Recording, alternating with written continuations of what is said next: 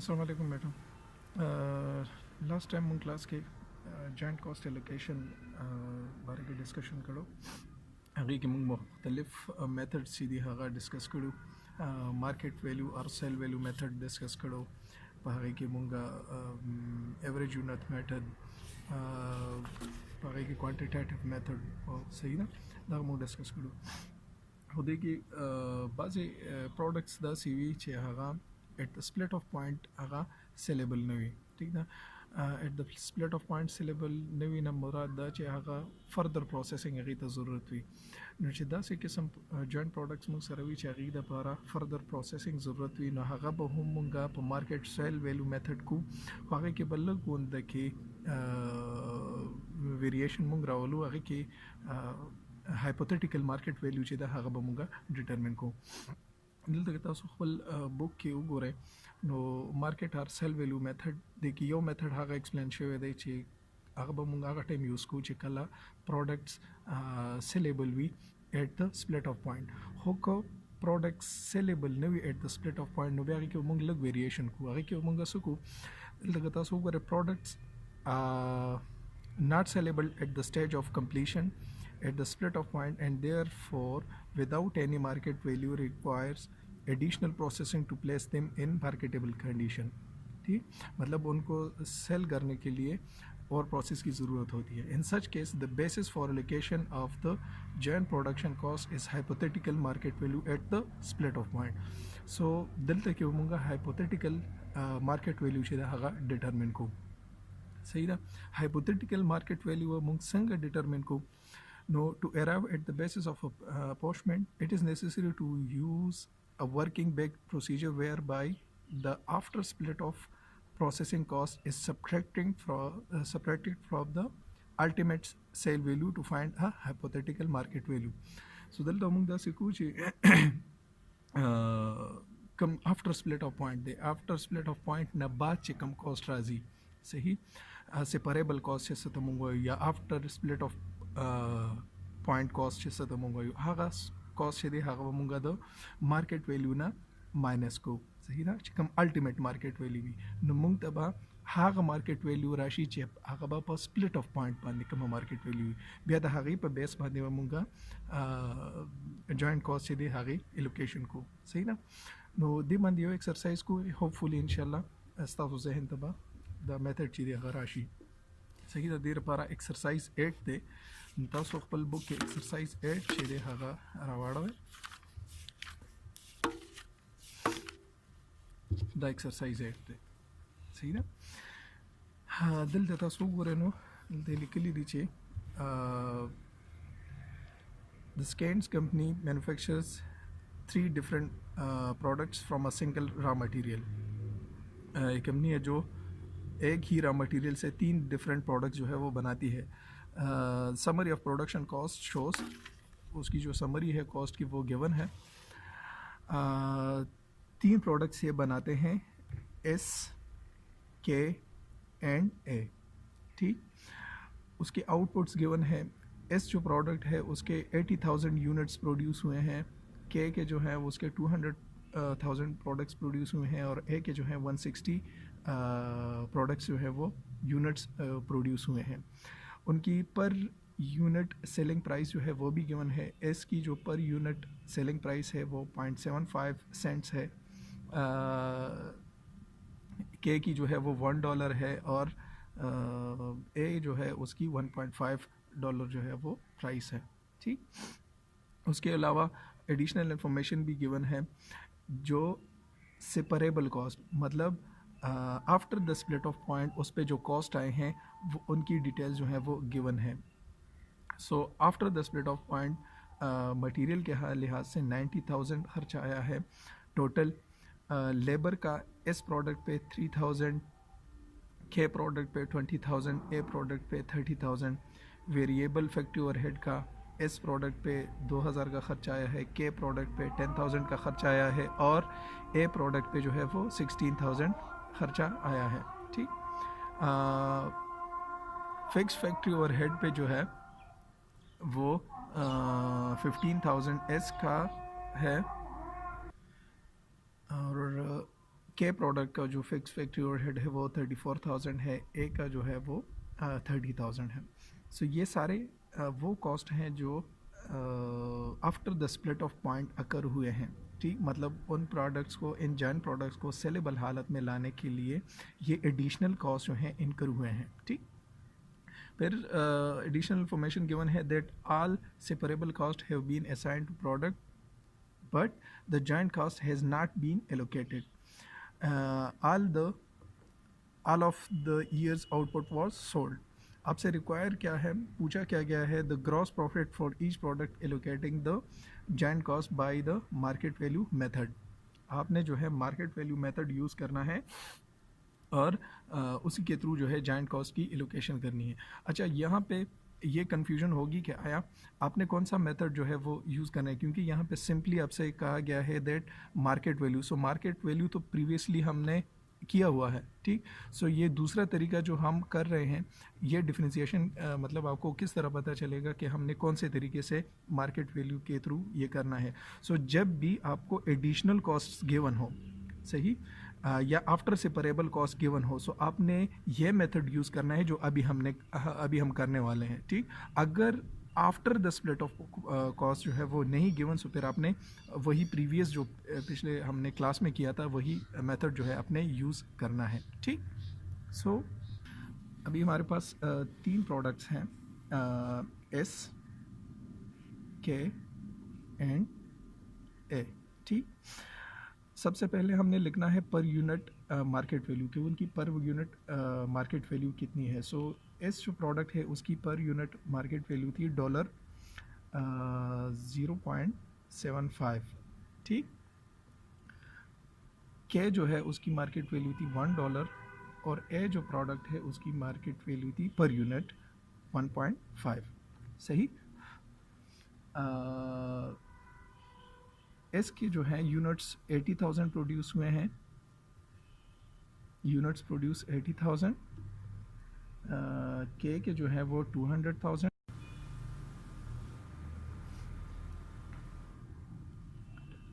और ए जो है वो 160 यूनिट्स जो है वो प्रोड्यूस हुए हैं, ठीक। सो टोटल यूनिट्स जो प्रोड्यूस हुए हैं यहाँ पे हम लिख देंगे total. So total units produce हुए हैं 440,000, ठीक। अच्छा, अब इसकी अल्टीमेट मार्केट वैल्यू क्या होगी, सही। Ultimate market value so number of units into per unit cost. ये इतने नंबर ऑफ यूनिट्स प्रोड्यूस हुए हैं और ये उसकी पर यूनिट कॉस्ट है, सही। सो 0.75 into 80,000, this is 60,000। 1 into 200,000, so 200,000. 1.5 into 160, that would be 240,000, सही। और टोटल हो जाएगा ये 500,000, ठीक। अच्छा, फिर सेपरेबल कॉस्ट। सो सेपरेबल कॉस्ट जो है ऑलरेडी आपको बुक में जो है वो गिवन है कि सेपरेबल कॉस्ट कितने हैं, ठीक। सो यहाँ पे आप देखें बुक में सेपरेबल कॉस्ट, एस प्रोडक्ट का सेपरेबल कॉस्ट कितना है, 3,000 लेबर का ख़र्चा है, 2,000 जो है वो वेरिएबल फैक्ट्री ओवरहेड का ख़र्चा है और 15,000 जो है वो फिक्स फैक्ट्री ओवरहेड का ख़र्चा है। सो टोटल ये हो गए 20,000, सही। इसी तरीके से के का जो है 20,000 लेबर का ख़र्चा है, 10,000 वेरिएबल फैक्ट्री ओवरहेड का ख़र्चा है और 34,000 जो है वो फिक्स फैक्ट्री ओवरहेड का ख़र्चा है। सो ये हर एक प्रोडक्ट के सेपरेबल कॉस्ट जो है वो गिवन है। सो सिंपली आपने ये कॉस्ट जो है ऐड कर देने हैं और ये फिगर जो है आपने यहाँ पे लिख देनी है, सेपरेबल कॉस्ट। सो सेपरेबल कॉस्ट ए का जो है वो कितना है, 20,000 हो जाएगा। के का जो है वो 64,000 है और ए जो है वो 76,000 हो जाएगा, ठीक। टोटल सेपरेबल कॉस्ट कितना हो जाएगा, टोटल सेपरेबल कॉस्ट हो जाएगा 160,000, ठीक। अच्छा, अब हमने डिटरमिन करना है हाइपोथेटिकल मार्केट वैल्यू। सो प्रीवियसली जिस तरह मैंने बताया कि जिस तरह बुक में भी मेंशन है, to arrive at the basis of apportionment, it is necessary to working back procedure whereby the after split of processing cost is subtracted from the ultimate market value। सही। सो हम आफ्टर स्प्लिट ऑफ कॉस्ट जो है वो minus करेंगे किससे? Ultimate market value से। सो ultimate market value हमें given है, सपोज इस कॉलम को हम कहते हैं ए, इस कॉलम को हम कहते हैं बी। सही। सो सिंपली आपने क्या करना है, ए से बी को माइनस करना है और आपके पास सी जो है वो आ जाएगा। ठीक। सो 60,000 अल्टीमेट मार्केट वैल्यू है और अल्टीमेट मार्केट वैल्यू से आप सेपरेबल कॉस्ट जो है वो माइनस कर देंगे। सो 60,000 minus 20,000, this is 40,000। 200,000 minus 64,000, 136,000, 240,000 minus 76,000, so this is 164,000। ठीक। और ये टोटल हो जाएगा 340,000।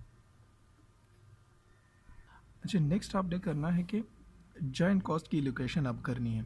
सही। सो जॉइंट कॉस्ट एलोकेशन के लिए नॉर्मली पिछले मेथड में हमने ये किया था कि हम मुख्तलिफ बेस लेते थे और वो बेस जो थे एज अ परसेंटेज हम जॉइंट कॉस्ट के साथ मल्टीप्लाई करते थे। ठीक। लेकिन जिस तरह यहाँ क्वेश्चन में गिवन है, क्वेश्चन में कहा गया है कि आपको जो है जॉइंट कॉस्ट वो गिवन नहीं है। ठीक। सो जॉइंट कॉस्ट आपने निकालना है। ठीक। जॉइंट कॉस्ट किस तरीके से निकालेंगे? जिस तरह यहाँ पे लिखा है that but the joint cost has not been allocated, joint cost जो है वो एलोकेटेड नहीं है। सही। सो उसके लिए आपने क्या करना है कि टोटल कॉस्ट निकालना है। टोटल कॉस्ट कितना, किस तरीके से निकालना है? यहाँ पे आपको कॉलम गिवन है टोटल कॉस्ट का, ये वाला। ठीक। 90,000 मटेरियल का खर्चा, 80,000 जो है डायरेक्ट लेबर का खर्चा, 45,000 वेरिएबल फैक्ट्री ओवरहेड का खर्चा, 115,000 जो है वो उसका खर्चा। ठीक। सो आपने इन सारे कॉस्ट को जो है ऐड करना है और इस ऐड करने के बाद आपके पास टोटल कॉस्ट जो है वो आ जाएगा। ठीक। सो टोटल कॉस्ट यहाँ पे बनता है 330,000। ठीक। सो टोटल कॉस्ट आपका है 330,000। 330,000 से आपने माइनस करना है, या टोटल कॉस्ट से आपने माइनस करना है सेपरेबल कॉस्ट।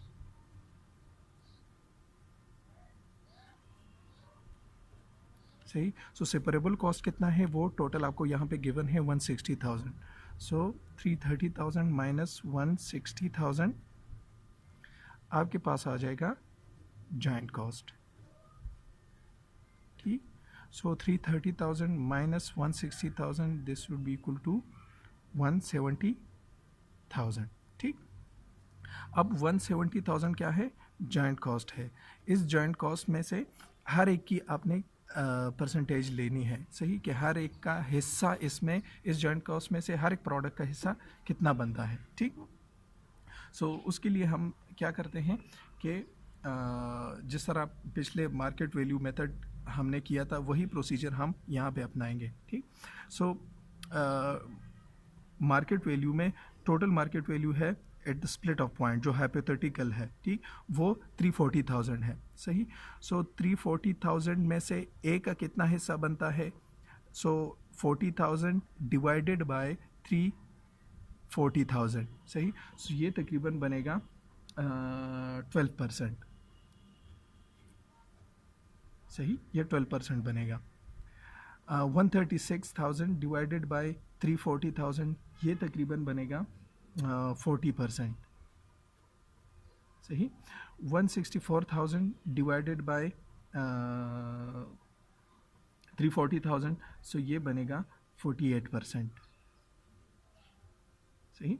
सो हम यहाँ पे एज्यूम करते हैं कि अगर ये प्रोडक्ट जो है eight the split off point इस परसेंटेज से अकर करते हैं, सो जॉइंट कॉस्ट में भी ये इसी परसेंटेज से अकर करेंगे। ठीक, या हम ये एज्यूम करते हैं कि चूँकि मार्केट वैल्यू में इसकी ये परसेंटेज बनती है, सो हम ये एज्यूम करते हैं कि जॉइंट कॉस्ट में भी इनकी यही परसेंटेज बनेगी। ठीक, अब जॉइंट कॉस्ट कितनी है 170,000। सो हम एस का हिस्सा जो है, एस तीन ही प्रोडक्ट्स हैं हमारे पास, एस के एंड ए। ठीक, सो 170,000 जो कि जॉइंट कॉस्ट है, इस जॉइंट कॉस्ट में से इसका हिस्सा बनेगा 12%। 170,000 में के का हिस्सा बनेगा 40% और ए का हिस्सा 170 या जो जॉइंट कॉस्ट है 170,000 उसमें बनेगा 48%। सही, सो 170,000 का 12% जो है वो होगा 20,400। ठीक, 170 में 40% जो है वो बनेगा 68,000 और 170 में 48% बनेगा 81,600। ठीक, अब ये आपके क्या बन गए, ये आपके जॉइंट कॉस्ट बन गए। सो सिंपली आपने ये यहाँ पे लिख लेना है।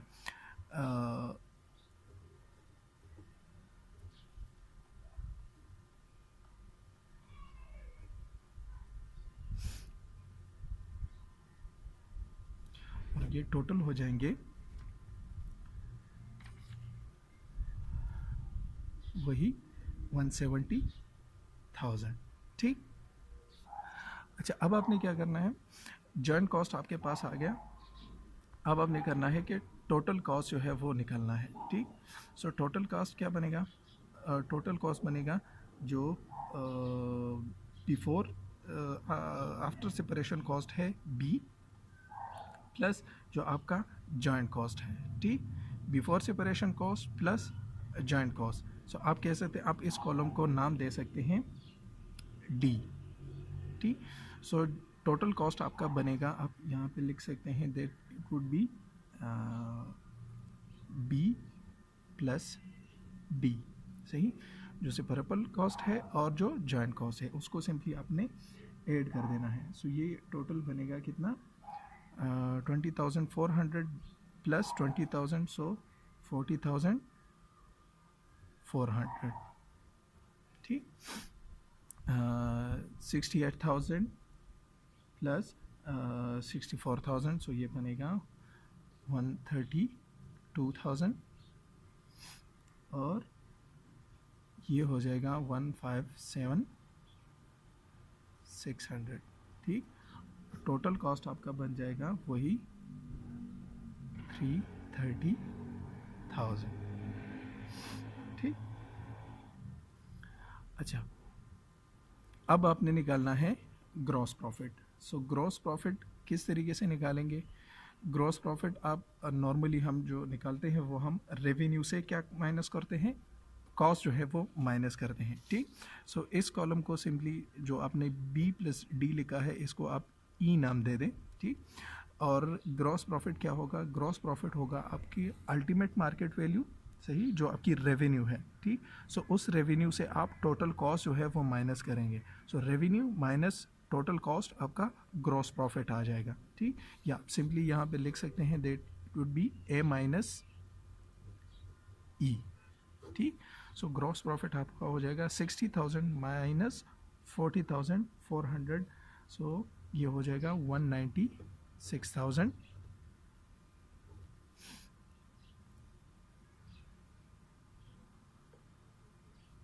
Sorry, this is 19,600 not 196,000।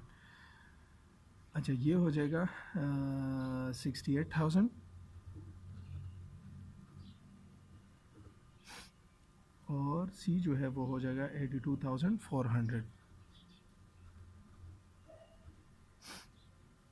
और टोटल हो जाएगा ये 170,000।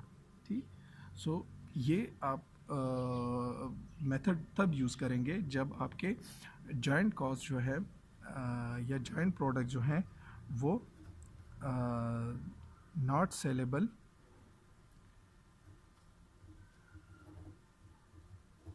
Eight the split off point. ठीक, जॉइंट प्रोडक्ट्स या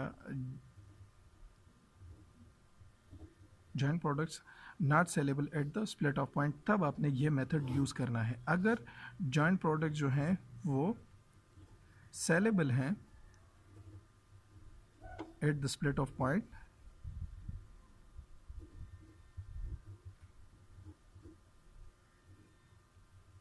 सो तब आपने वो मेथड यूज़ करना है जो हमने क्लास में किया था। ठीक, अगर आपको यहाँ पे कोई क्वेश्चन हो सो आप जो है पूछ सकते हैं।